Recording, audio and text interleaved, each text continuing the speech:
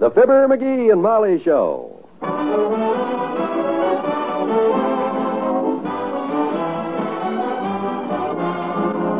Every weekday at this time, NBC brings you Fibber McGee and Molly transcribed. The show is written by Phil Leslie and Ralph Goodman and directed by Max Hutto.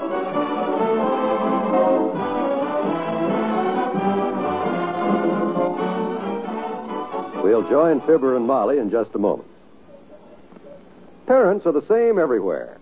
You want your youngsters to have the best of everything. But after all, that's only natural. So it's only natural that many of you give your youngsters United States savings bonds.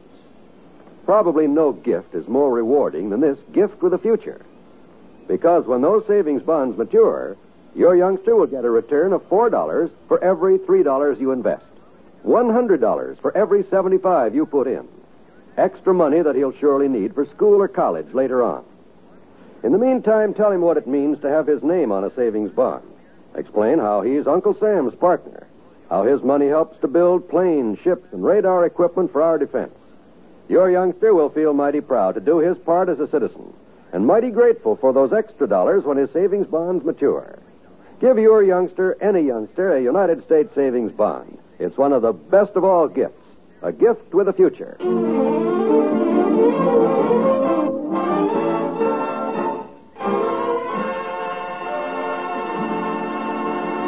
And you know what Mort says to me then? The big smart aleck. McGee, he says, you'll never teach that parakeet how to talk, he says, because to do that, you have to be smarter than the bird, he says. Hand me the bird seed there, dearie. Thanks. But I had a very smart comeback for that guy, Molly. You know what I said? I looked the big windbag right in the eye, and I says to him, listen, Toops, I says. This is Mort Toops, you know. Willie Toops' father, the kid that teamed us. Yes, oh, yes. I know which more Toops you mean, dearie. Go ahead. So I ups to him, and I says, listen, Toops, I says, I'll teach that 10-weeks-old parakeet how to talk, and when I do, he'll be easier to understand than that 10-year-old kid of yours that you taught how to talk, I says. And that's when the policeman came over and asked the crowd to move along. What crowd? The one that always gathers when you and Mort stop for a friendly chat. There wasn't any crowd around us. But there wasn't a dozen people altogether. They all laughed anyhow when Mort refused to knock that stick of wood off of my shoulder. Oh, well, now, isn't that a little silly, getting into a fight over little birds? Well, it wasn't that. It was the principle of the thing. Ever since that loudmouth bought his little kid a set of encyclopedia, he's become an expert on everything. Oh? And don't keep the bird in the sun, he says. It's bad for him, he says. Well, maybe it is. Ah, birds love the sun. Didn't you ever see them all out flying around on a nice sunny day? Well? Where are they when it rains? They're hiding up in a tree somewhere. Just let the sun come out again and the yard's full of them. I know, dearie, but if the encyclopedia says it's bad... That's right. Take their word against mine. Well, I didn't mean that, McGee. I just thought that... He's all right there in the sun, Molly. Look at him. He's as happy as a fox in the hen house. Well? Okay, if it'll make you feel better, I'll move his cage in the shade. I'll put him over here on the table. There. He does seem to like that better, McGee. Listen to him chirp. He's probably trying to tell us to put him back in the sun again. I haven't taught the poor little guy how to talk yet. He can't tell us what he wants. Has to just sit there in the shade and suffer. Well, I don't know. Let's try him back in the sunshine again and see what happens. Okay. Boy, this cage is kind of heavy. There. There, how's that, Buster? Better, huh? He stopped chirping. Sure. He's comfortable again. Sunlight's good for him. Everything is better off in the sunshine, Molly. Everything? Certainly. How about an ice cream cone? Oh, thanks. I had one downtown. Oh, you mean... Oh. Come in. Well, hello, Dr. Gamble. Morning, my dear. Hello, sonny boy. Hi, Lancelot. Park the frame and set a spell. No, thanks. I just stopped by to take a look at the parakeet kids. I'm thinking of getting one myself. Oh, good for you. I might have known as soon as I'd do something, you'd have to do the same thing, you old copycat. You didn't invent parakeets, McGee. These birds have been used as pets for 300 years. Really, Doctor, that long? They don't live that long. I've been reading up on birds lately. Got some very interesting bird books from Wally Wimple. Did you know, for instance, that to teach a parakeet to talk, you have to be smarter than the bird? Which really makes it tough for me. Okay, so you've been talking to Mort Toops. He gave me a message for you. Oh, he did, huh? Yeah. He says he still has that stick on his shoulder anytime you want to come over and knock it off. Say, incidentally, Molly, if I were you, I'd take that bird out of the sun. Did Mort Toops tell you that, too? Powder pigeon? No, this is something I read in one of Wimple's books. Oh? It says birds in their natural habitat like shade. Now, you see, McGee, I was right. Move him back in the shade before he gets sunburned. Okay. If the book says so, I guess. There. Back on the table again. In fact, this whole chapter I read last night was very interesting, Molly. All about parakeets, was it? No, this particular chapter was on the American bald eagle. Bald eagles? Yeah, well, it stands to reason, of course, that if a big bird like the eagle doesn't like too much sunshine, a delicate little parakeet would... McGee, what are you doing with the bird cage? I'm moving it back in the sun again. But the doctor just said that even a bald eagle can't stand... Look, kiddo, if a guy has a bald head, he stays out of the sun. But if he's got a hat, how can it hurt him? This bird has enough feathers on the top of his noggin to protect him from the rays of the sun. He's no bald-headed eagle. And furthermore, what does that guy know about...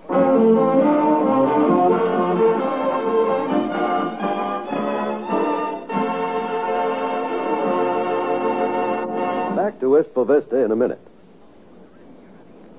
We Americans have always been known as a generous people. Perhaps it's because we realize our good fortune in being in a position to give that we're so ready to share with those less fortunate in all parts of the world. Right now, in 1,800 separate community campaigns, the Community Chest is asking for $280 million, which is the amount needed to expand and carry out its current program. The United Community Campaign is a once-a-year appeal which serves all year round. When you give to your local community chest, you have the satisfaction of knowing that you're donating to worthy causes of all kinds, both in this country and abroad. You're helping to care for underprivileged children as well as for the lonely aged. You're showing your concern for our servicemen as well as for the Korean homeless. By eliminating many separate appeals, which would be more costly in money, time, and effort, your gift to the community chest is able to do more for the many. Bear that in mind when you make your contribution to the United Community Campaign.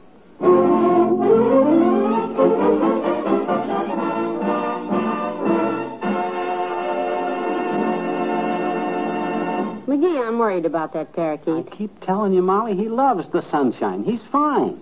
He's just been sitting there with his head under his wing for the last hour. He's probably sleeping. Now, don't go waking him up. A little bird that size needs his rest. I can't hear him breathing, McGee. I'd feel better if he woke up. Well, then wake him up. Well, if he's really asleep, though, I wouldn't want to disturb him. And leave him alone. Well, what if something is wrong with him? Then wake him up. McGee, don't shout. Now, look what you did. You woke up the poor little fellow. What? My gosh, Molly, you blame me for... Quiet. You'll upset him. You know how you are when you first wake up. Hello, baby. Did you have a nice little nap? Nap.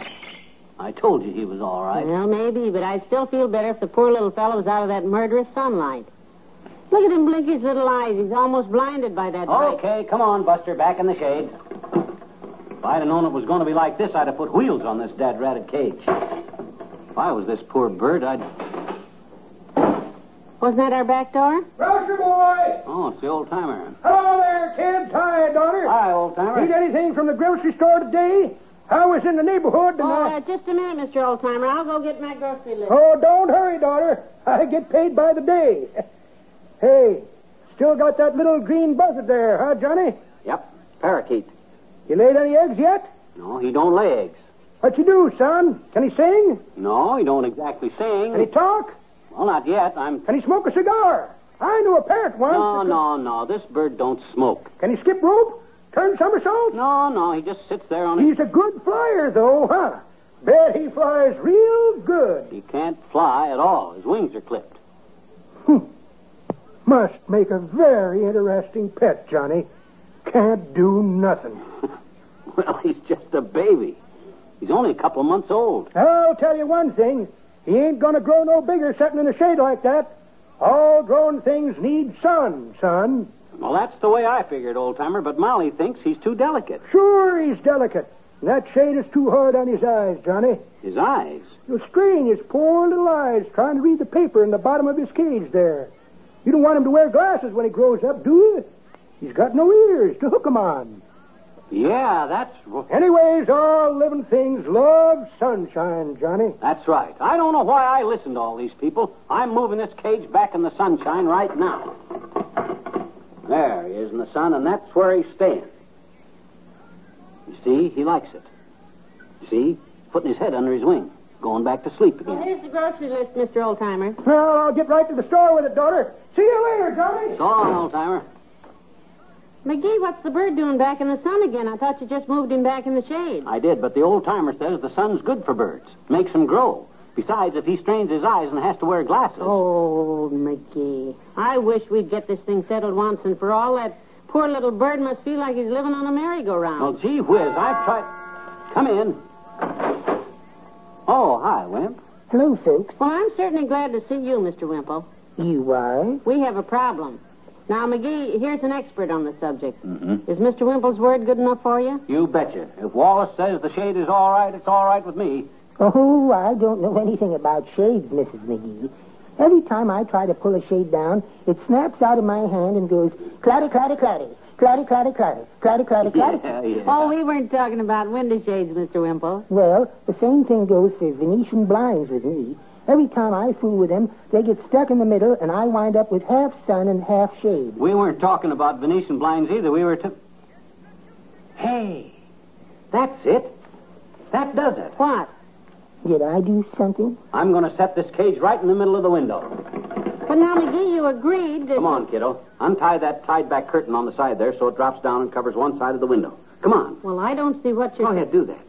That's it. Right down in front of the cage. There, we got it. Well, why didn't I think of that? Half the cage is sunny and half of it's shady. Yeah. You see? That way the bird can make up his own mind. Wimp came up with the idea just like that. Half sun and half shade. I did? We've been fussing about this all day, Mr. Wimple, and you come along and settle it in 3 seconds. That's wonderful. Yeah. Well, if there's any other problem I can settle for you, I think up the answers just like that. I'm considered...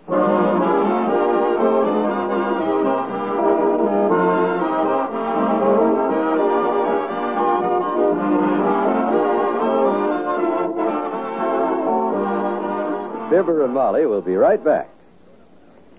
Well, here we are, all ready to start off on another weekend again. But every time we get to the end of one of them, you can be sure of wonderful entertainment all day Sunday on the NBC radio network. There's NBC's revolutionary new Sunday newspaper of the air called Weekend. There's great dramatic entertainment on Theatre Royal and the NBC Star Playhouse. Adventure with James Stewart as the six-shooter. Music on the Golden Voices. Your favorite motion picture stars on 2 fine shows, The Hollywood Story and Ask Hollywood. A new concept of history is brought to your radio speaker on Stroke of Fate, while Bob Considine brings you news and views on the present-day world. These and many more wonderful programs bring the nation's best entertainment into your homes every Sunday when you set your dial to this, your NBC station. Always remember to tune where you hear the familiar 3 NBC chimes. They're your invitation to the best radio entertainment.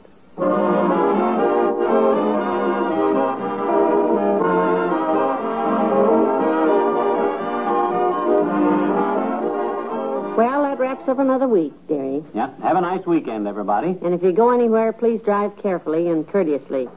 A little more courtesy can mean a lot fewer accidents. And we'll see you Monday. Good night. Good night, all.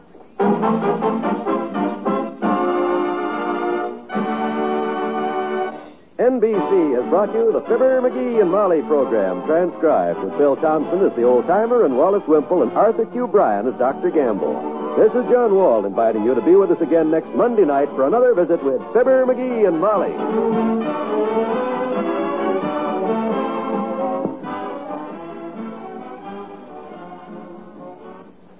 Laugh with Can You Top This next on the NBC Radio Network.